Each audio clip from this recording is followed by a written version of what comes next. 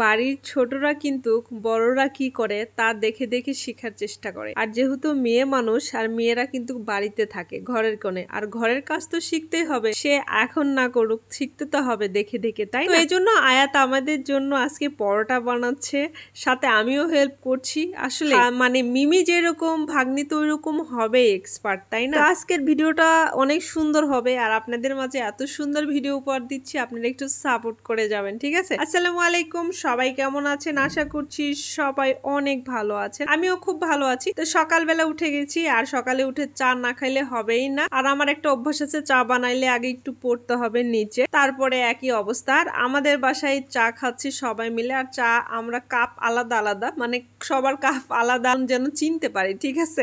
আমারটা আলাদা, ওইটা আলাদা, এরকম একটা ব্যাপার, গেস্টের জন্য আলাদা। তো যাই হোক, আমরা চা খাওয়ার পর্ব শেষ করছি, করে পরোটা বানাবো। আর পরোটা বানাইতে আসলে কিন্তু ছোট মানুষেরা আসবে আটা নিয়ে খেলার জন্য বা আটা দিয়ে পরোটা বানানোর জন্য। আমরা কিন্তু অনেক করেছি যখন বাসায় ছিলাম, ছোট ছিলাম, সেই টাইমে ওই আম্মা যদি রুটি বানানোর আটা বলতো তাহলে একটু আটা নিয়ে বানাইতাম বা বেলনা ফেরাতে শুরু করতাম, দাও বা দিত না কোনো সময়।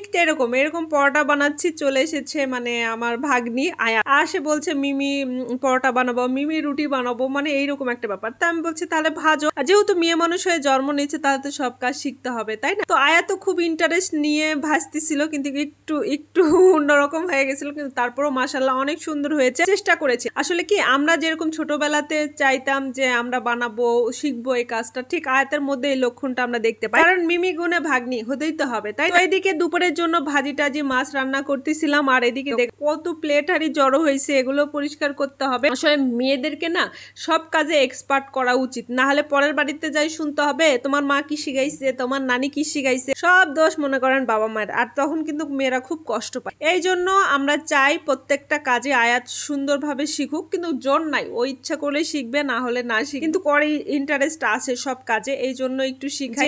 ওটা করতে চাই মিমি, আমি ওটা করবো, মিমি আমি চা বানাবো, আমি বলছি তাহলে করো, কোনো সমস্যা নাই, ও ভুল করতে করতে শিখে যাবে, এটাই। আমরাও তো একেবারে শিখি না, সবাই ভুল করতে করতে শিখে এবং নষ্ট করতে করতে শিখে। তো এদিকে আমরা নিয়ে এসেছে বাসা থেকে আমার বোনের গাছের, এটা আমরা মানে আয়াতদের বাসার গাছের আমরা তো নিয়ে এসেছে, আমরা সবাই মিলে যেহেতু আমার বাসায় আছে আমরা মাখায়ে খাবো।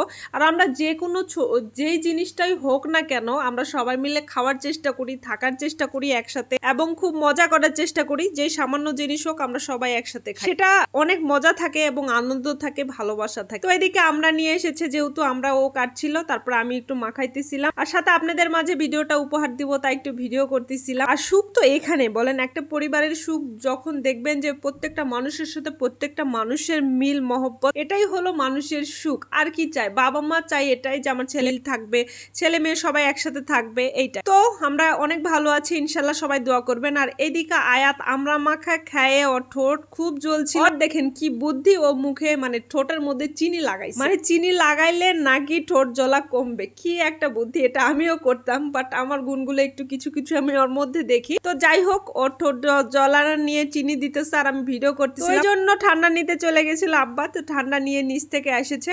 আর এর পরবর্তীতে সুন্দর আরো ভিডিও আসবে, সবাই একটু সাপোর্ট করবেন, আর সবাই সবাইরে ভালোবাসা দিবেন, ঠিক আছে? Tata, bye bye.